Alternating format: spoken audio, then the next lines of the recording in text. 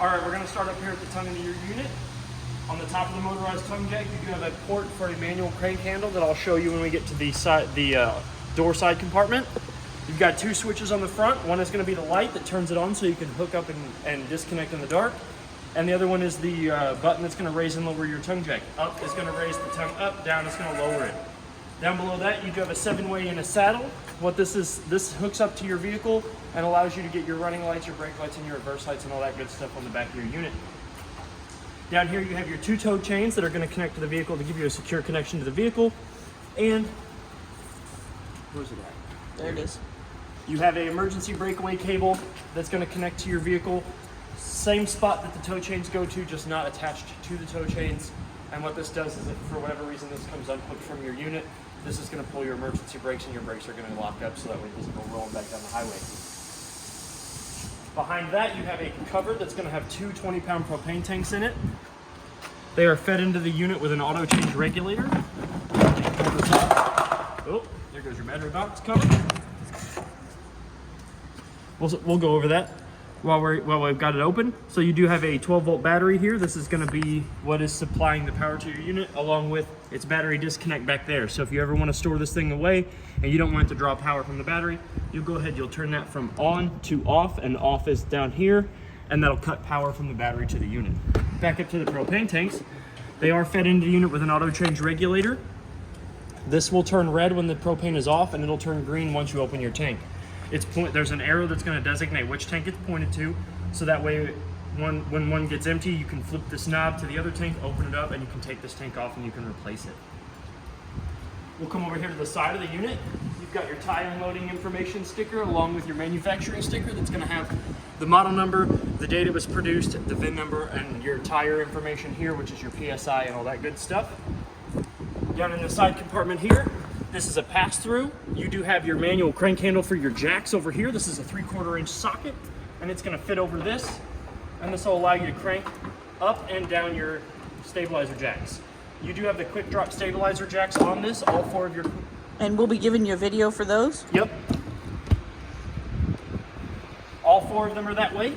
And they are stabilizer jacks. They are stabilizers only. They are not used for lifting and leveling the unit. You do not want to use them to lift the unit off of the ground. They are just to keep it from rocking back and forth when you're walking around in it. Your 4 tires on the unit, they have been spec'd. The lugs have been torqued to 100 foot-pounds as per the tire and loading stickers and all the stickers around the tires on the unit, as well as the PSI has been checked, and they bounce anywhere between 64 and 65. You want to keep them anywhere between 60 and 65. You don't want to go past 65, and you don't want to go under 60. With the constant temperature change around us, they are going to fluctuate just a little bit, but you want to make sure that they stay within that 60 to 65 range. You do have your Suburban Insta-Heat hot water heater compartment here. You've got your fuse up here. You do want to make sure that that's tight for every once in a while. You don't have to do it every time, but it's a good habit to get into, along with your on and off button here.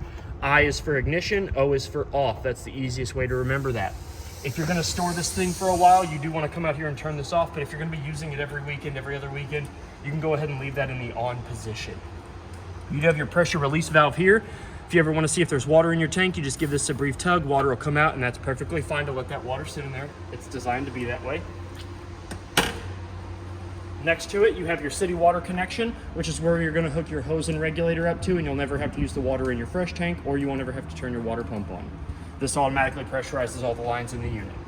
Below that is your black tank flush valve, or your black tank flush port. This is where you're gonna hook that same hose and regulator up to, and as long as your black tank is empty and the valve is open for the dump station for your black tank, what this does is it sends water to a little aerator at the bottom of your black tank that spins, and it cleans off the sides and the bottom of your black tank.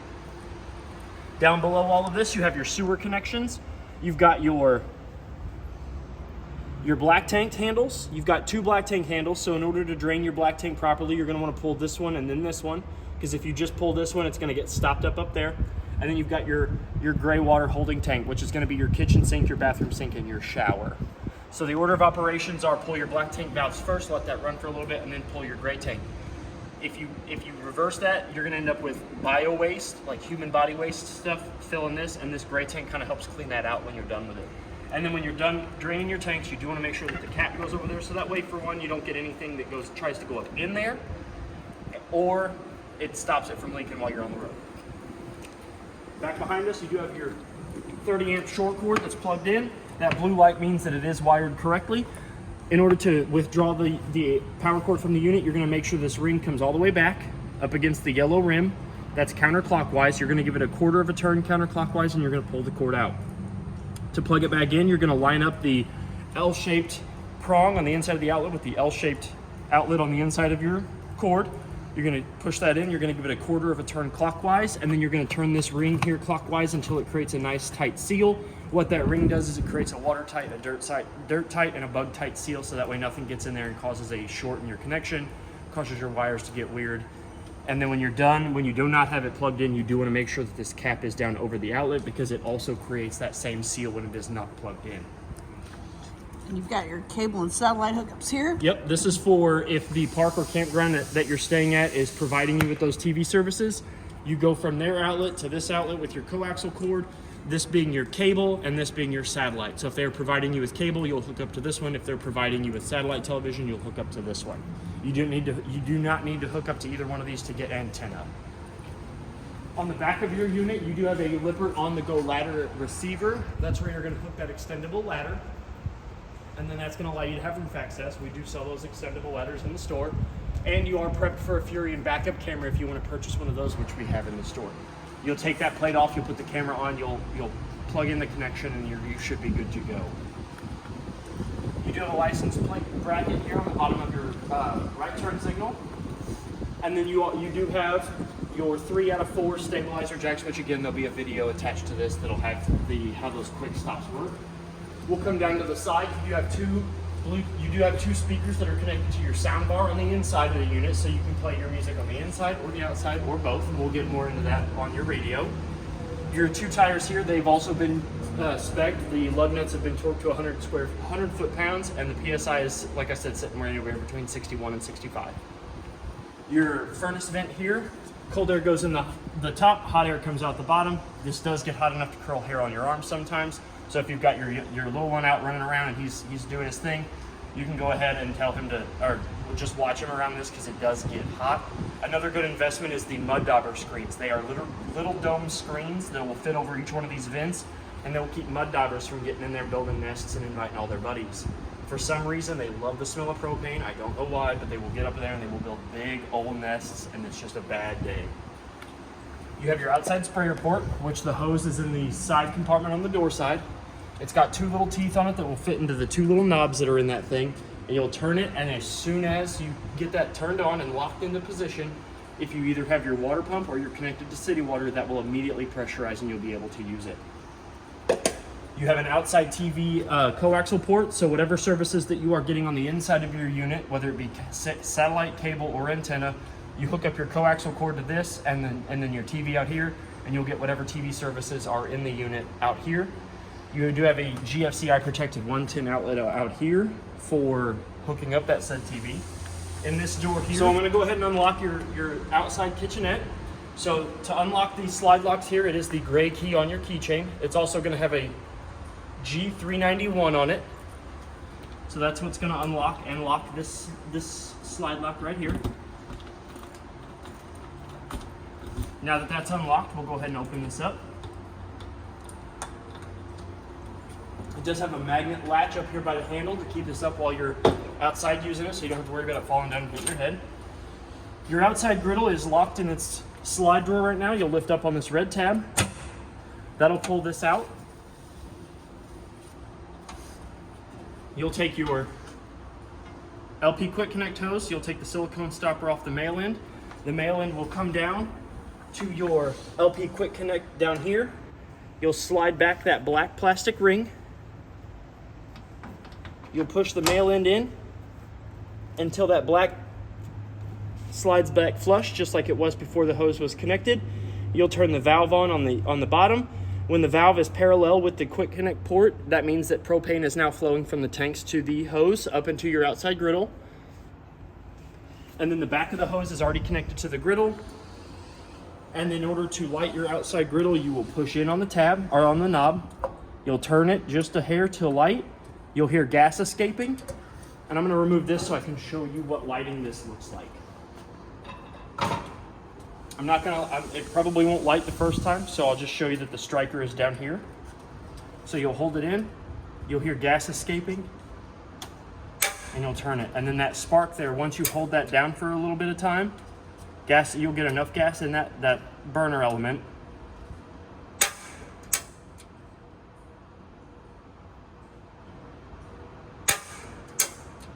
Do it a couple more times and then we'll move on if it doesn't light. It is windy out here, so. There, no, did you see it? Yep. Once it's not windy enough, that will ignite the whole H-shaped burner, and then you'll be able to change your temperature that way. It actually helps keep the wind out if you have the griddle on top, but I couldn't show you how to light it with the griddle on top, but you can still hear that striker going off, so you'll let gas escape.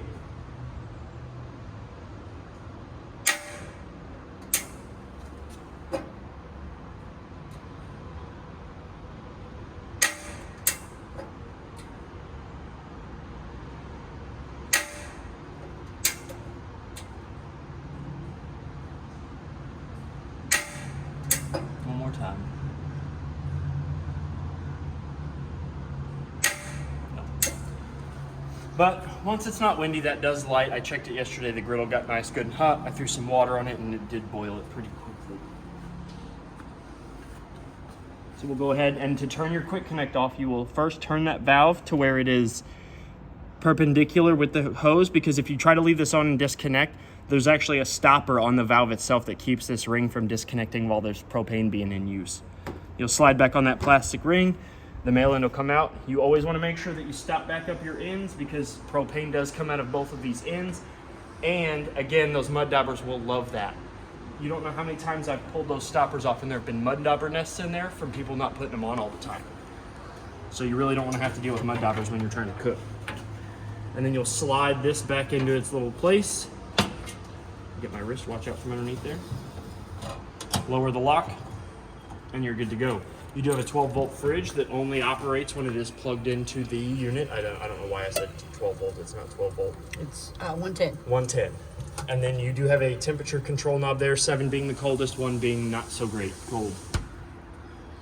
Then you can close this back down, turn these, and then again you can lock it with that gray key on your keychain. You do have 2 sets of these keys, so you can have one for you and one for somebody else. And these are going to be in the bag with your virtual when we're done with this. You've got your freshwater drain right here. You do have your freshwater drain. It's got a 1-inch dump drain on it, so it takes about 1.5 minutes, 2 minutes to fully empty out. And all you got to do is you just pull this handle here to open it, and then when you're ready to close it back up, you just push it shut. You do want to make sure that it is shut before you start to fill, because the dump valve is big enough that the water is literally just going to go into the port and out the floor. Yeah. So you do want to make sure that that is closed, or else you're not going to fill. While we're down up underneath the unit, you do have 2 low water drain points back here. One for hot water, one for cold water. These are for winterizing and de-winterizing, so you can just open them up and you'll see that water will come out. And that lets all the water out of the lines. Then we'll come up here to the front side compartment. It also has a magnet that latches, so you don't have to worry about it falling and hitting your head. Again, all of these slide locks on your unit are that gray G391 key.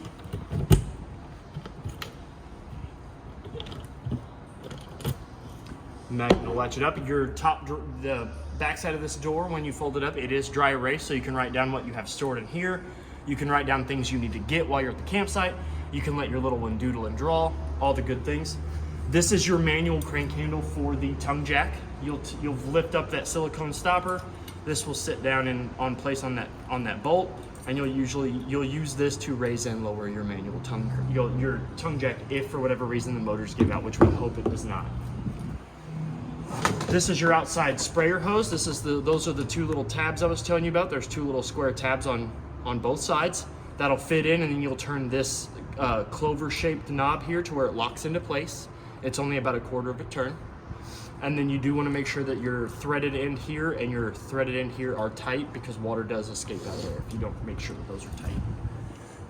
Up underneath the storage compartment, that is the motor for your Versatilt bed.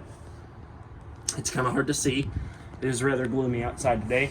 That's the motor for your Versatilt bed, and you do have a laundry basket here that leads into the master bedroom, so whenever you're done with your dirty clothes, you can open up that door, toss your dirty clothes in that bag, and that bag does come out so you can go to the laundry and do your laundry.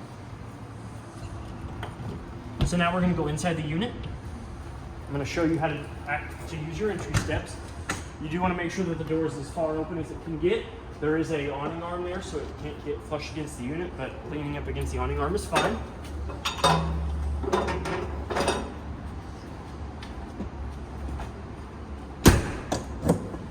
So with the handle in front of the door and the stairs up, this is what your door is going to look like in travel position. To get into destination position, you're going to lift up on the handle, swing it out. It's going to sit nicely in its little saddles. You're going to open the door up again, flush all the way up against the awning arm. You're going to pull back on this little blue L, and you're going to grab at any point in the stairs that's comfortable for you. You're going to lower them down, watching the door frame and watching the threshold. The most important part about lowering your steps down is you want to make sure that this grippy tape plate is flush with the silver threshold. If for whatever reason it's not, pardon me, if for whatever reason it's not, you can come down here to the back side of the stairs, and there are 2 silver tabs here. Each one controls the independent articulation of these legs here. They have 15 to 18 points of articulation, so no matter what the incline is where your steps are coming out, you should be able to get a firm level grounding of your legs on that incline, and you want to make sure that these are flush, just like they are now. If they're not flush, you run the risk of doing damage to the bottom of your door, the steps, and all kinds of stuff, and that's no good. So now that we're done with the outside, we'll go on to the inside of the unit. We're going to come in here. First thing we're going to notice is you do have a fire extinguisher here by the door in case of emergencies, both inside and outside. It is dark in here, so I'm going to go ahead and turn on the interior lights, and to do that, you're going to hit this. You're just going to tap the little hole in the center of the dimmer switch icon.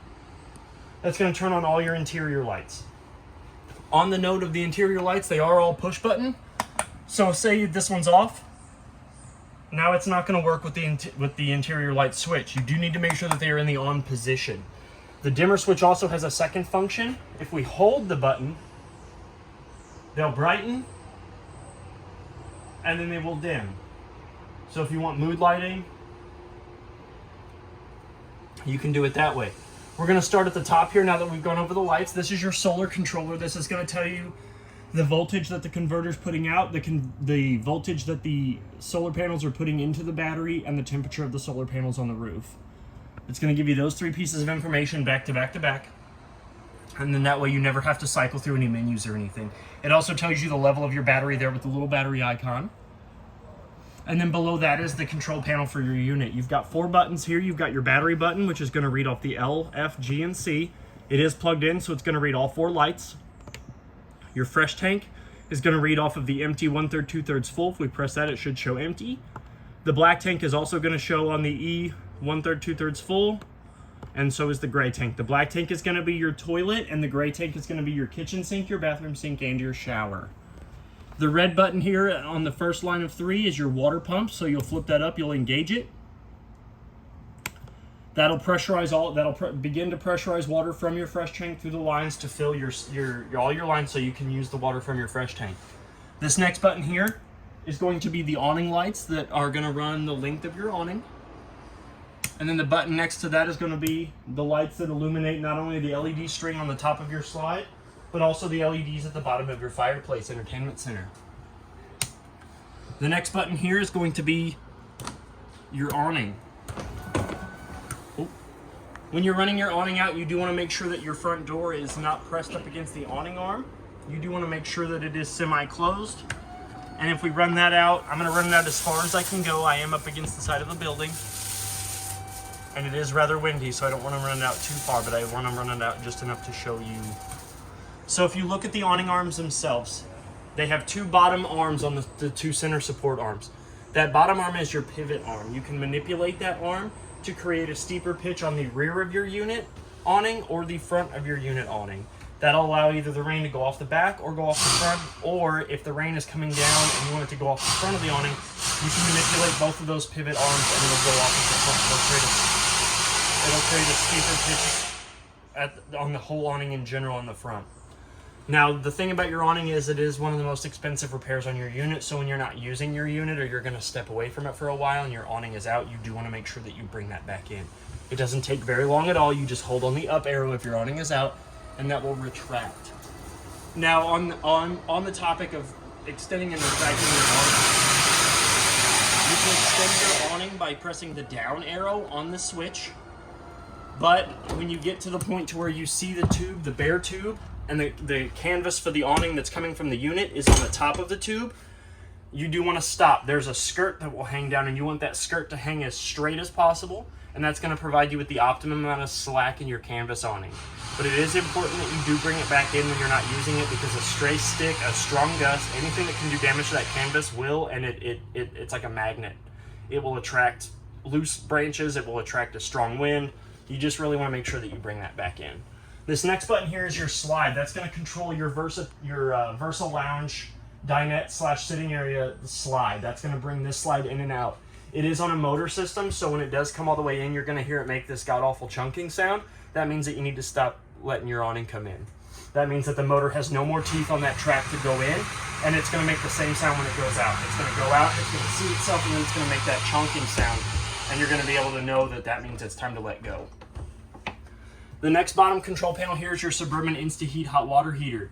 So what that does is that little on and off switch on the inside of the compartment that I showed you, when it's on, it's going to turn this blue power button on and this red LED on and off indicator on. So if we press this, it's going to wake your hot water heater up.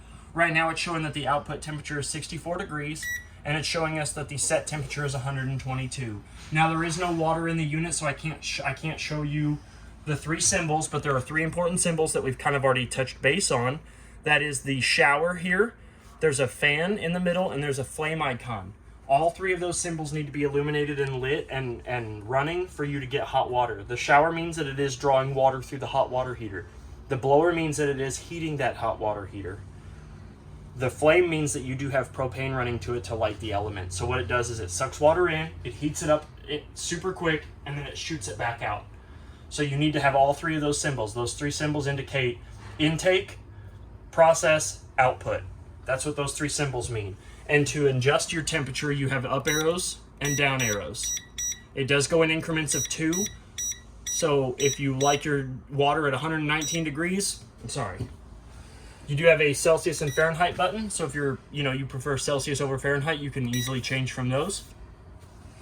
And then we can go over to the inside of your unit. So you do have a dual basin sink. It does have 2 stoppers, just like the stoppers in your kitchen. They'll just sit nicely into the drains. Your neck will come out of the swivel arm. You can move that out of the way if you don't want it in your way. You've got a faucet button and a shower button. So when it's down like this, it's going to be your standard faucet. This is only going to be able to stay in sprayer mode when there's water being ran through it. You can bring this back. This will sit here. And then to draw water, you're going to pull out. And for cold, you're going to go all the way to the top and out. And then for hot, you're going to come all the way down and out. You do have a drying rack that will roll up and sit on either side of your basin, your preference. You do have 2 storage cabinets up above.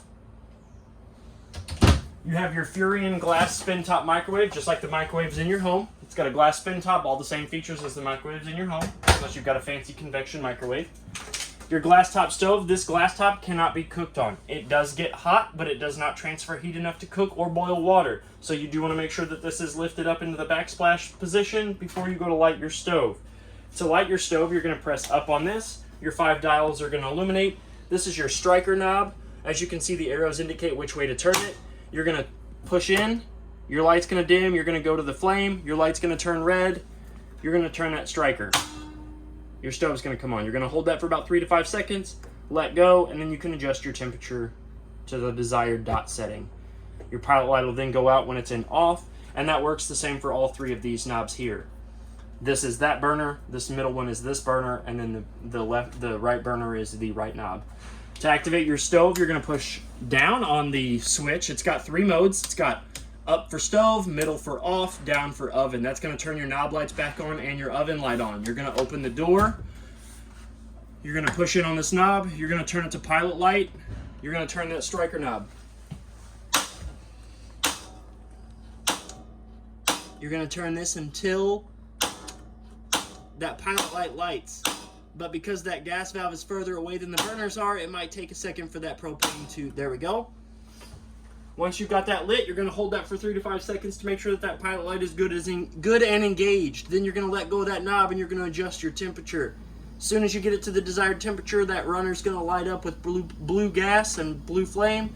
You're going to let that sit for a second, and then it'll run its cycle. Once it gets to the proper temperature, that will drop off a little bit. Your flames won't be as big, and then you'll be able to cook in it no time. To turn it off, you just rotate that knob back to the blue setting and off. I usually like to leave these ovens open just a hair while it's cooling down, and then you'll flip your knob back off, letting that system know to not draw propane into the unit anymore. We'll come over here to your Furion fridge-freezer combo.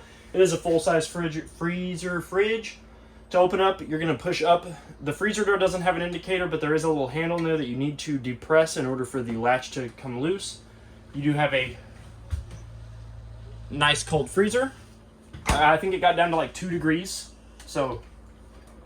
And then your fridge, to do your fridge, you're going to push down on this little handle, and you're going to open it gingerly. You do not want to put pressure on this latch because this will break if you do not depress that. If you just go to try to yank your fridge open, you will do damage to that latch and it won't close properly anymore.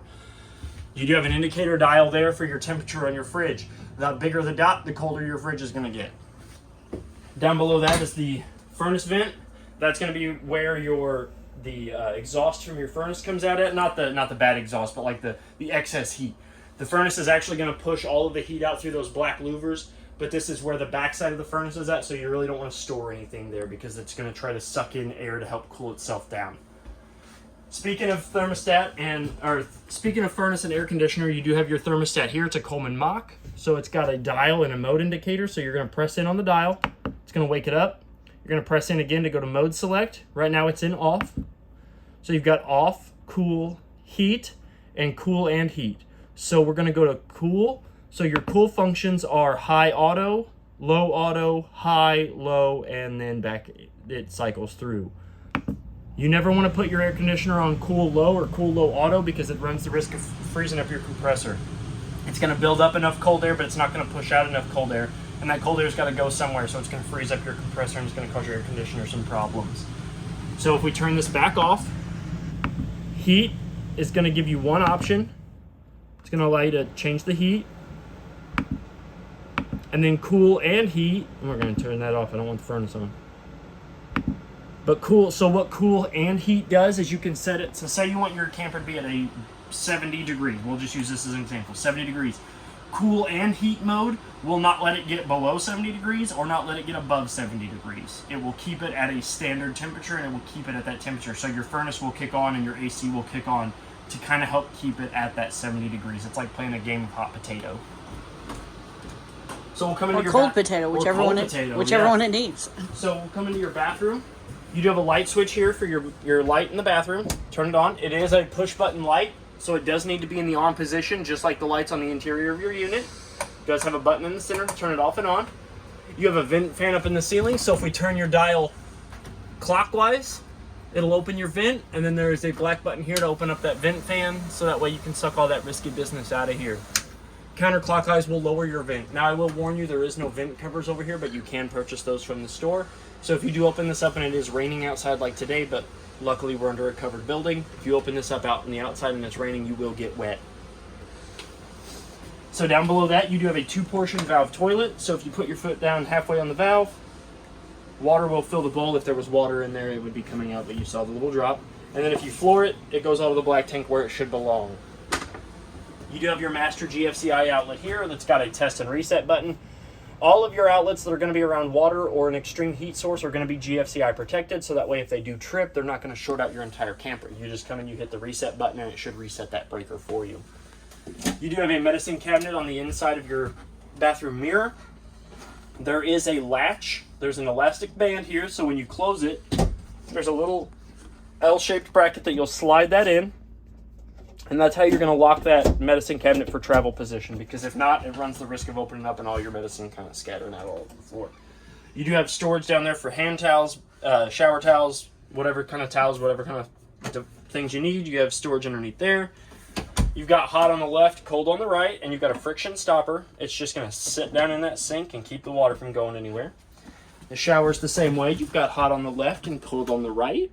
You do have a shelf here for your bar of soap. And you do have a shower head that's got an on and off button here to cut the water coming from this so you don't have to turn this off while you're showering so you don't have to lose your hot water. And a skylight. And a skylight if you want to shower in the beauty of nature, if that's what you're up to. Fantastic. Your shower curtain is on a curved rod at the top, so you do have more room at the top of your shower to wash your hair. And to close it, you will just line it up against the magnet in the wall there, and then to open it, you just pull it back. It is a vinyl shower curtain, so you don't have to worry about it like getting wet. It's designed to get wet. It's a shower curtain, and then you can just scrub it with any sort of Mr. Bubbles or whatever you use. So in the bunkhouse back here, we'll come back here. There is no light switch for the bunkhouse, so they are all manual. There's 3. There's 1 in each side, and there's 1 in the back. You do have two top bunks in the bunkhouse, so this one, it's on a gas strut that stays up, keeps it in the up position. You do have a USB and USB-C port on that side of the wall, so whoever's staying over here wants to charge their phone, tablet, or whatever else they're wanting to plug in, they can. It gets about 5 volts, so just like your home's outlets will be. So you can lift this back up. Your window here does open with the lift of a tab, and then you can slide the window and the screen open if you need to, or just the glass. It does have a curtain that you can undo with this Velcro cinch here. You'll open that up, and then they just slide on a track to close that window up. And then when you're ready to open it back up, you take that cinch. You're going to wrap it around, and then that Velcro just keeps that open. Same goes for this window here. It's got the same sort of shade. It does. This is your fire escape window, so to activate that, you'll open this knob up, you'll push it out, and then you'll grab this red trapezoid here, pull out, and then you'll be able to go out your fire escape window. All your fire escape windows are going to be around your beds. We do recommend that if you're going to go out your fire escape, you go out feet first. You do not go out head first unless you've got somebody out there that's willing to catch you. So these struts do keep the bunks in the upright position, so that way you do have more room. This one here is the same way. You lower it down. This side of the wall here does have a GFCI out, or not a GFCI, but a 110 outlet and a USB. So whoever sleeps over here gets to have the 110. All the power. All the power. Same window as the one on the other side of the bunk. You've got the latch that you pull down. You can pull your shade and your screen and your glass over, and it's got the same style of Velcro pull shade. We lift this back up. You do have a cabinet over here for closet. For clothes, towels, blankets, whatever. You've got a 110 outlet and a USB and USB-C port there. Your circuit breaker and fuse panel is right here. It opens up with the touch of with a finger, so you can get access to all your breakers and your fuses. Now your fuse panel will let you know when a fuse is blown with a red LED that illuminates alongside of it. And the most important breaker that you're going to be paying attention to is going to be your GFCI breaker, your GFI breaker. That's going to be this first 15 amp breaker here at the top. If that ever trips your GFCI, you can come here and you can turn it all the way off, and you can turn it back all the way on again. Now that we've gone over the 2 bunks, you do have another bed option that you can have if you want. You pull your 2 cushions off. They are Velcroed to the wall, so they're not going to go anywhere when they are attached. So you can put these wherever you want. These will go back on the bed once we're done. But you fold out your couch into this large, nice bed. And then those 2 cushions there can either turn into head pillows, or they can sit back up and they make a big sitting couch, or sitting area if you want. And then when you're done, you just lift up on the cushion, lay it back over, throw these back, and there's Velcro on the back side of them, so they will stick to the wall. And now your bunkhouse is back into its travel position. Now that we're done with that, you do have an AC vent in the roof and a furnace vent on the floor. It's always important to remember that heat's going to come from the bottom because heat rises, and cold's going to come from the roof because cold air goes to the ground. Now that we're done in here, I'm going to go ahead and turn all the lights off. Again, they are all push button. We're going to close the door. You do want to make sure that this door is closed and secured for travel. You do not want to leave it open because it does kind of come out past that, and if you leave it open, this slide will do damage to the door, or the door can do damage to the slide. You do have a large pantry here. 3 giant tiered shelves for your dry goods, your towels, your blankets, your clothes, your games. Your unit does have 2 lights above the Versa Lounge. They are push button. one above the dinette and one above the couch. Your unit is equipped, like I said, with the Versa Lounge. There is a video that's going to go with this virtual that's going to show you all the permutations that you can do with this and what its functions and features are. But I'm going to go over just some of the basic ones. You do have 2 storage compartments underneath here that do have totes in them. They're stow and go on the go storage. Same goes for this one. You do have totes that are in there, so you can put your throw blankets, your big woolly blankets, if you're going to be camping out in the cold and stuff like that in there, and not have to worry about like mothballs or anything like that. The shades on your window on your slide are pulled down, so you pull them down, you let them go, and then when you're ready for them to go up, you just give them a gentle tug, and they'll go right back up. These 2 side windows here do not open, but the 2 behind the Versa Lounge, they do open with that same pull-down lever, and the window will go out, and the screen will go with it. Those do also act as a fire escape window in case you do need to get out in an emergency. They just aren't marked red. They do have the same style shades. The shades hide up underneath this houndstooth patterned guard here, and then the 2 manual lights can come off. Behind us, did I show you this one? There is storage up underneath here too with more totes. These are magnet latch and they are pretty strong, so you do have to put a little bit of force behind them. Behind us is your entertainment center. You do have 2 side compartments for your games, books, movies, CDs. If you're one of those people that'll still have CDs like me. You do have your Furion sound bar. It's got a power button. It'll tell you welcome when it powers on. In my life, as you can hear, I've got both the speakers going. So zone 1 is going to be inside, which is this. Zone 2 is going to be outside, which are those 2 on the side of the unit. You can run them independently or simultaneously. The 2 of you are tied. You've got your mode button, which is going to cycle through the modes. So you've got your auxiliary. So if you've got the aux cord, like if you're a 90s baby like me, you've got the aux cord here. Hit mode again. You've got your TV, which you can hook your HDMI up to the television that you're going to be mounted here, which I'll get to that mount in just a second. You run the HDMI cord from this to your television, you go to TV, and now this and the outside speakers will get your television sound. You hit it again, you've got DVD, which is the same. If you run this to your DVD player, you'll get your DVD player sound. Hit it again, you've got Bluetooth, which will be the on the remote in the owner's packet, which I'll show you. There's a little tag on the bottom of the remote. That's going to be what you're going to look for in your Bluetooth settings when you're going to go connect to it. And you've got radio. Then you've got your seek, find, and plays, fast forward and pauses, selects, volume down, volume up, and mute. When you hit off, it will tell you goodbye, so you know that you've turned it on and off. You do have a fireplace that has buttons to power it on, not only here, but also on a remote, which I'll get to. You'll turn it on. It's got F1. The next button over here is the flames feature.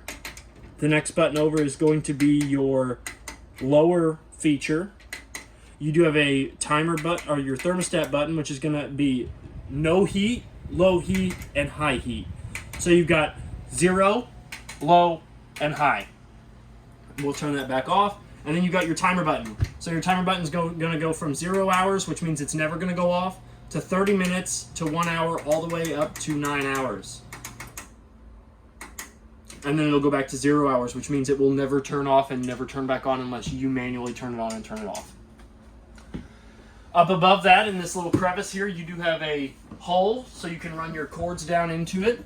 Or you've got a 110 outlet there, along with your antenna booster and your auxiliary and satellite coaxial. So if you want to get antenna, you'll hook to this bottom one next to the light. The light needs to be on. If you want to get your satellite or cable, you'll hook to the top one, and you'll want to make sure that that light is off. This is satellite and cable. This is antenna with the light on. You are prepped for King Wi-Fi if you want to purchase that. This is the backer for your TV mount, which I'm going to be installing. This big plate here is going to go on the back of your TV. You're going to screw that to the back of your TV, and this is what's going to be attached to the wall. It's going to be attached to the wall. This will slide onto the back of your TV, so once this gets screwed onto the back of your TV, you'll slide that into that hook. You'll slide that into your V, and then that will sit nicely there on your wall. I'll have that installed for you when you come pick your unit up. And then you can run all of the cords from your TV down through this, down into here, so that way you don't have to worry about there being a mess of cords. Now into the master bed. We come in, you do have a light switch here to turn on the light in your master bed. Again, they are manual, so you do want to make sure that they are in the on position. This control here controls your VersaTilt bed. When you're using this control to change whether your bed's in sitting position or laying position, you want to make sure that there are no humans on the bed. It is not rated for any other weight other than the weight of the mattress and the wood that is holding the mattress up. So if we hold up, you'll hear the motors engage, and you'll see it slowly start to Frankenstein its way up.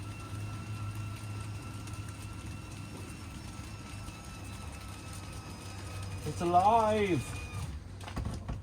And now you're in sitting position. And then when you're ready to lay down, you'll get up out of your bed, you'll hit down, and it'll lay flat again. Both sides of your master bed have mirrored closets on either side. They have a coat rack and a 110 outlet plug-in, along with a cutout on either side of the mattress. I don't know if you can see that little black rim right there, but that's a reach through. So that way, if you have a CPAP machine, an alarm clock, or your cell phone needs to be charged, you can put it all in there, and you can still get that while you're in sleep mode. You do have a USB and USB-C outlets on both sides. Each one of these closets are mirrored, so that one also has a cutout and a 110 outlet on the inside. You do have above head storage here for any sort of small blankets, small pillows, small snacks, stuff like that. You do have a TV backer on the opposite side of the wall that is TV backed for this side of the wall too, so you can put a TV mount in here as well, as well as your coaxial port and your 110 for your television. Your fire escape window over there works the same as the fire escape windows above the Versa Lounge. You'll pull down on that red tab, open your window all the way up, and your screen can be removed so you can go out feet first unless you have somebody out there to catch you. Those two shades there, they will come inward, and they do meet in the middle, and then they do snap button to the sides of the window frame there, as well as on this side as well. This latch will lift up, you can push that out, and then you do have these two cinches here. They will wrap around, and then they will cinch to the sides of the window frame. Your laundry basket here will open up, and that'll lead you to your laundry basket, that bag that I showed you about in the side compartment. And we can lift up the bottom part of your bed to reveal some more storage and the side compartments. Again, you do have AC louvers in the ceiling, and you do have a furnace vent in the floor. One more important thing before I end this video for you guys is your air conditioner. It is very important that you make sure that those filters are good and clean. The cleaner those air filters are in your air conditioner, the better your air will flow. You can get to those filters by removing the two side vented tabs on the air conditioner itself.